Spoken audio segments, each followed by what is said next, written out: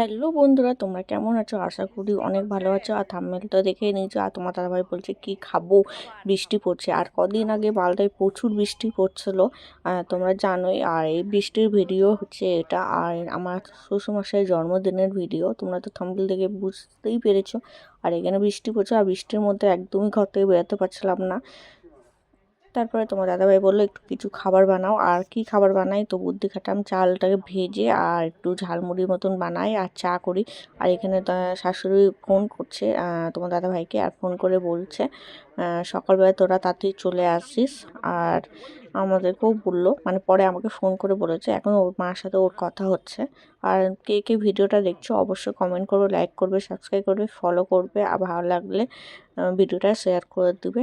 আর এখানে চা খাই আর ঝালমুড়িও খাই, বৃষ্টির দিনে মজা নিই। তারপরে আমরা অনেক বকবক করেছি, আর বকবক করার পর আর কোনো ভিডিও করিনি। এদিকে সকাল হয়ে গেছে, আর আমার শ্বশুরমশাইয়ের জন্মদিন, আর সেদিন বেরিয়ে গেছিলাম একটু চশমা কিনতে, গিফট চশমা। তো কোন গিফটটা দিলাম অবশ্যই তোমরা কমেন্ট করে জানাবে কেমন হয়েছে। আর আমরা চলে এসেছিলাম সকাল সকাল, যেহেতু সকালে ডেকেছিলো, বলেছিল লুচি টুচি করতে। আর একটু বলেছিলাম লেট হবে আমাদের আসতে, তো তার আগেই লুচি টুচি করতে শুরু করে দিয়েছিল, তো সবাইকে দিলাম। আর এখানে সবাই আশীর্বাদ করে, মানে আমার ঠাকুমার শাশুড়ি মারা গেছে, মানে আমার শ্বশুরমশাইয়ের বাবা মা মারা গেছে, তো বড় বলতে আর কেউই নেই। আর আমরাই আশীর্বাদ করলাম, মানে তার মেয়ে, আমি, তার জামাই, আর সবাই মিলে আশীর্বাদ করলাম। আর আমি আশীর্বাদ করে ওই গিফটটা দিলাম। আর কেমন হলো গিফটটা অবশ্যই তোমরা কমেন্ট করে জানাবে। আর শ্বশুরমশাই জন্মদিনে প্রতি বছরই থাকি, কার জন্মদিনে থাকি আর না থাকি, বা আমাকে ডাকা হয় আর না হয়, বা আমার নিজের বড়ের জন্মদিনে আমি থাকতে পারি না, এতটুকুই তোমরা হয়তো ভিডিওর মধ্যে দেখতে পাও, না হলো ভিডিও চলেই আসতো। আর আমার গিফটটা কেমন হয়েছে অবশ্যই তোমরা কমেন্ট করে জানাবে। আর এদিকে তোমার দাদাভাইও আশীর্বাদ করছে। আর পায়েস খাবি তো, অ্যাকচুয়ালি অনেকগুলো মিষ্টি পায়েস খেয়েছে, তো মুখটা মেরে গেছে, বলছে একটু করে দিস। তারপরে আমি চলে এসেছিলাম আমরা বিশালে। আর বিশালে আমার কিছু কেনাকাটি ছিল, ওখান থেকে আমরা চলে এসেছিলাম মায়াবনে।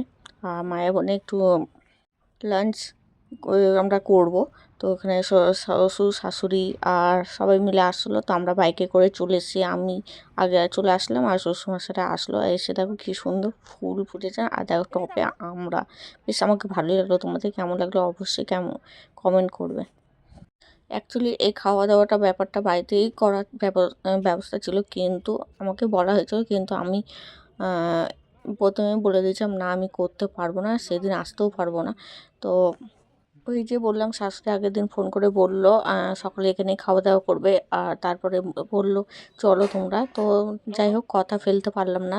আর এখানে লাঞ্চ যেগুলো অর্ডার দিয়েছিলাম চলে এসেছে, আর তার আগে পকোড়া খেয়ে নিয়েছিলাম। আর এখানে সবাইকে দেওয়া হচ্ছে। আর আমার তো বাইরে বাইরে খাওয়া মানে মানে তান্দুরি বা বেশিরভাগ ভেজই খাই, আর আমার বেশ ভালো লাগে ভেজটায়, তান্দুরি বা পনির কিছুই থাকে, তো এসবই খেয়েছিলাম। আর ডিম, চিকেন এসব অর্ডার করা হয়েছিল। তারপর খাওয়া দাওয়া করার পর ওখান থেকে একটু ছবি টবি তুলে আমরা বেরিয়ে গেছিলাম, যেহেতু আরেকটা জায়গায় যাওয়ার ছিল আমাদের দুজনার, তো তারা ছিলই বা ওখানে। তো একটু লেট হবে তাদের বেরোতে, মানে আমার শাশুড়ি শ্বশুর আর তোমার দাদাভাই বোনের পর সবাই থাকলো। আমরা একটু বেরিয়ে গেলাম, আর কিছু রিলসের জন্য একটু ভিডিও করছি। আর ভিডিওটা কেমন লাগলো অবশ্যই তোমরা কমেন্ট করবে। টাটা, বাই, ভালো থেকো, টাটা।